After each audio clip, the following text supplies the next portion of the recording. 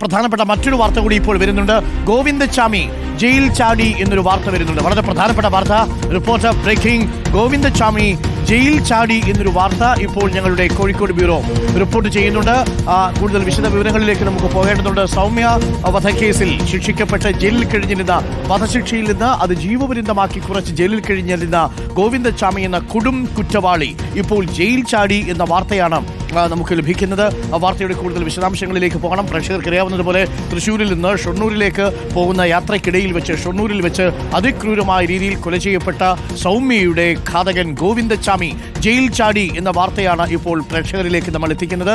വളരെ ഞെട്ടിപ്പിക്കുന്ന വാർത്തയാണ്, വളരെ വേദനിപ്പിക്കുന്ന വാർത്തയാണ്, അസ്വസ്ഥതയുണ്ടാക്കുന്ന വാർത്തയാണ്. കൊടും കുറ്റവാളിയായ ഗോവിന്ദച്ചാമിയെ ജീവപര്യന്തത്തിലേക്ക് മാറ്റിയിരുന്നു. ഇപ്പോൾ ആ ഗോവിന്ദച്ചാമി ജയിൽ ചാടിയിരിക്കുന്നു എന്ന വാർത്തയാണ്. അന്ന് ഗോവിന്ദച്ചാമിയുടെ ശിക്ഷ ഇളവ് ചെയ്യുന്നതിൽ വലിയ വിമർശനങ്ങൾ ഉണ്ടായിരുന്നു എന്നത് പ്രേക്ഷകർ ഓർമ്മിക്കുന്നുണ്ടാവും. അങ്ങനെ ശിക്ഷ ഇളവ് ചെയ്ത് ഗോവിന്ദച്ചാമിയെ വധശിക്ഷയിൽ നിന്ന് ജീവപര്യന്തമാക്കിയിരുന്നു. ആ ജീവപര്യന്തമാക്കിയ ഗോവിന്ദച്ചാമിയാണ് ഇപ്പോൾ സൗമ്യ കൊലക്കേസിലെ പ്രതി ജയിൽ ചാടി എന്നൊരു വാർത്തയാണ് വരുന്നത്. കൂടുതൽ വിശദ വിവരങ്ങൾ നമുക്ക് അറിയേണ്ടതുണ്ട്. കണ്ണൂർ സെൻട്രൽ ജയിലിൽ നിന്നാണ് ഇപ്പോൾ ഗോവിന്ദച്ചാമി ജയിൽ ചാടിയ വിവരം പുറത്തു വരുന്നത്.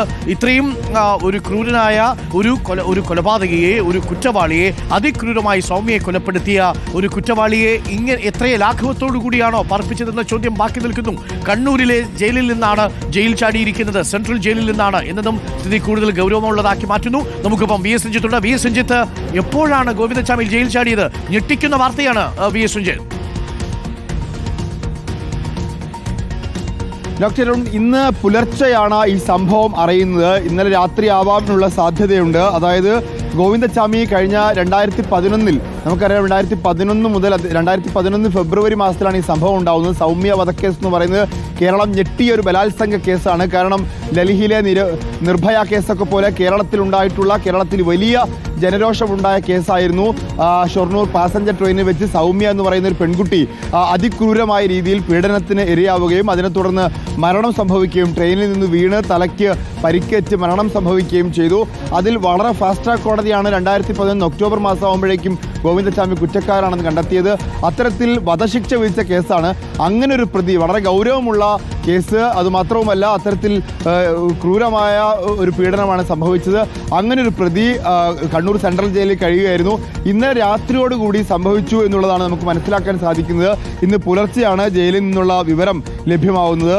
ഏതായാലും പോലീസും അതുപോലെ തന്നെ ജയിൽ അധികൃതരും ഇതുമായി ബന്ധപ്പെട്ട അന്വേഷണം ആരംഭിച്ചിട്ടുണ്ട്. എങ്ങനെയാണ് ഗോവിന്ദച്ചാമി പുറത്തേക്ക് കടന്നത്, ഈ കണ്ണൂർ വിട്ട് പോകാനുള്ളൊരു സാധ്യതയില്ല എന്നുള്ളതാണ് ഇപ്പോൾ പോലീസ് കണക്കാക്കുന്നത്. കാരണം ഈ വിവരം ലഭിച്ച ഉടൻ തന്നെ മുഴുവൻ പോലീസ് സ്റ്റേഷനുകളിലേക്കും ജില്ലാ അതിർത്തിയിലേക്കും സംസ്ഥാന അതിർത്തിയിലേക്കുമെല്ലാം വിവരം കൈമാറിയിട്ടുണ്ട്. അതുകൊണ്ട് തന്നെ ജില്ല വിട്ടു പോയിട്ടില്ല എന്നുള്ളതാണ് പോലീസ് ഇപ്പോൾ കണക്കാക്കുന്നത്. ആ രീതിയിലുള്ള അന്വേഷണം പുരോഗമിക്കുകയും ചെയ്യുന്നുണ്ട്. പോലീസിൻ്റെ ഭാഗത്തുനിന്ന് മുഴുവൻ പോലീസ് സ്റ്റേഷനുകളിലേക്കും ഇതുമായി ബന്ധപ്പെട്ട വിവരം കൈമാറിയിട്ടുണ്ട്. ജില്ലയ്ക്ക് പുറത്തേക്കും സംസ്ഥാന തലത്തിലും ഇത്തരത്തിലുള്ള വിവരം കൈമാറിയിട്ടുണ്ടെങ്കിലും കണ്ണൂർ ജില്ലയ്ക്കകത്ത് തന്നെ ആയിരിക്കണം ഇപ്പോഴും ഉള്ളത്. കണ്ണൂർ ജില്ല വിട്ട് പുറത്തേക്ക് പോകാനുള്ള ഒരു സാഹചര്യം നിലവിലില്ല എന്നുള്ളതാണ് മനസ്സിലാക്കാൻ സാധിക്കുന്നത്.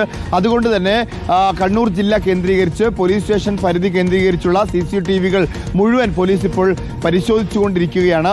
ആ CCTVകൾ കേന്ദ്രീകരിച്ചുകൊണ്ടുള്ള പരിശോധനയിൽ, കാരണം ഈ സെൻട്രൽ ജയിലിന് ചുറ്റും അതുമായി ബന്ധപ്പെട്ട് CCTVകൾ ഉണ്ട്. അതുമാത്രമല്ല അവിടെ നിന്ന് കടന്നു പോകുന്ന വഴികളിൽ CCTV ഉണ്ട്. ഇതെല്ലാം പരിശോധിച്ചുകൊണ്ടുള്ള ഒരു അന്വേഷണമായിരിക്കും ഈ ഘട്ടത്തിൽ നടത്താൻ സാധിക്കുക.